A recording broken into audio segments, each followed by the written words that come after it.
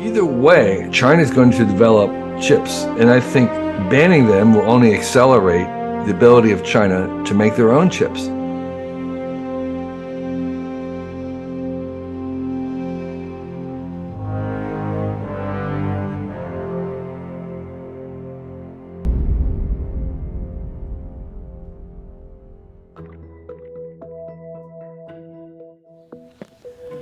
在1999年《黑客帝国》拍摄的时候，导演要求所有演职人员都必须要读一本书，就是这一本《失控》。这是为什么呢？大家好，我是新京报思客栏目主持人罗一丹。凯文凯利的《失控》这本书成书于1994年，在这本书里，他曾经预言了，当很多不同的个体聚集在一起的时候，会涌现出智能。我们都知道，在2022年，当 ChatGPT 出现之后，他的这句话应验了，所以凯文凯利也被人称为是未来学家。实际上，在我进行科幻创作的时候，凯文凯利的许多奇思妙想也给了我很多的灵感。那么，到底凯文凯利他对未来是如何预测的呢？让我们走进凯文凯利的世界，让我们来问他本人吧。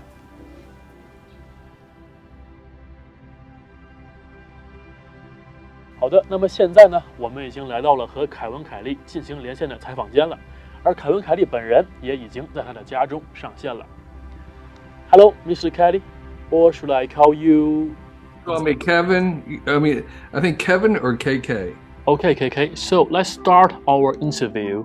My next question is: many Chinese people get to know you in this book, Out of Control, which I published several years ago. And in this book, you predicted that the aggregation of a large number of individuals could lead to emergence, which is just what ChatGPT did in 2022. So what do you say about that? When I was writing the book, AI had already existed to some extent. We've been surprised recently by the large language models, mostly because they seem to have did a jump.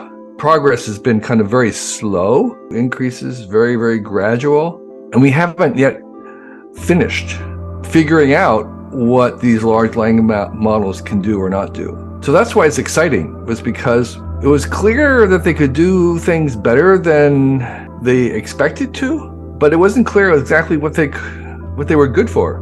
So I would say several things about where we're going to go from here.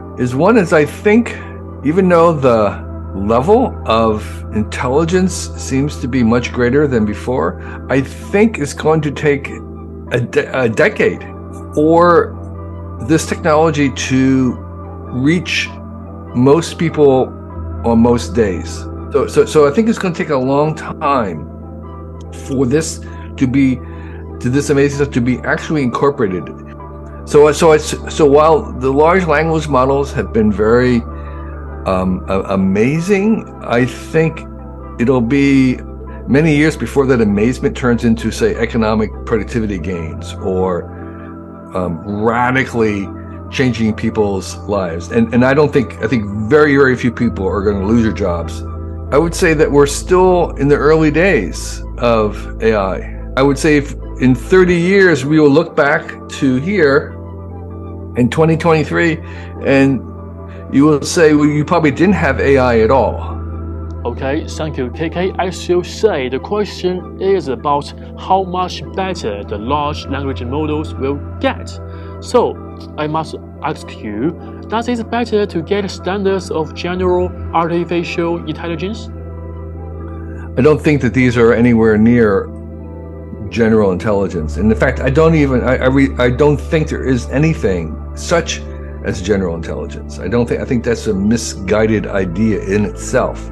I think every intelligence is very, very specialized, very specific, like tools.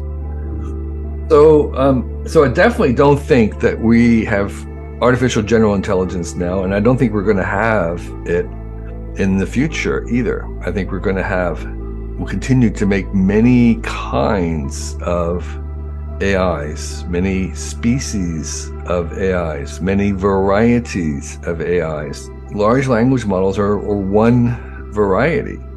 and they're good for many things that we did not expect them to be good for, but they're not going to be good for everything that we want done. We need other kinds of cognition besides large language models. Okay, thank you, KK. Your opinion is unique and new. So my next question is, what do you think the next technological innovation will change the human society? AI is the most important thing. We need AI for everything. AI is the enabling technology that will make all these other technologies possible. Another big technology that will be a real success is a very inexpensive, highly designed self-driving electric car. The company that is able to make them a very reliable self-driving car that's electric and it's well designed will really have a success. We'll have a world success. I think it's going to be upstarts, and I think it may be a Chinese company that is able to make this breakthrough of an integrated car, more like a computer with wheels. Okay, thank you, KK. As you mentioned China, my next question is, what do you say about the currently competition about China and the United States? I think the ban that the U.S. has on chips to China or chip making to China is short-term gain and long-term loss. So over the short term, maybe it gains the U.S., but over the long term, it will only help China. And so in a certain sense, since I am a fan of China, either way, China is going to develop chips. And I think banning them will only accelerate the ability of China to make their own chips. Okay, thank you, KK. We all hope in the future we could have more cooperation than the competition. So my next question is about passion. Yes, many people thought that when their habits become profession, the passion will fade. So what do you think about that, and what is the secret you keep your passion? I think one of the signs, one of the evidence that you are doing the thing that you should be doing is if you love doing the kinds of things that other people don't like to do. So every job or every profession has certain aspects of it that are repetitious or tedious. If there's something that you love, you actually turn out that you love doing those parts. If you are writing science fiction and you don't enjoy the writing part of it every day, then you probably won't like to as a profession. You won't like it as a professional. But if you are writing and you love that discipline of writing every day and producing 1,000 words, then you will be happy as a professional. Okay, KK, thanks for your advice. I would say passion could support our life to be more better. And in the end of our interview, I would say currently it's our newspaper's 20th anniversary. So what do you say about that? Happy birthday, Beijing News. 好的，在刚刚的采访连线中，凯文凯利谈及了他对未来下一个科技趋势的看法，毫无疑问还是大模型。不过呢，大模型到改变人们的生活，可能需要10年，还有更长的时间。同时呢，他也谈了对热爱这件事情的看法。欢迎收看本期的思客访谈，我是你们的主持人罗一丹，让我们下期再见。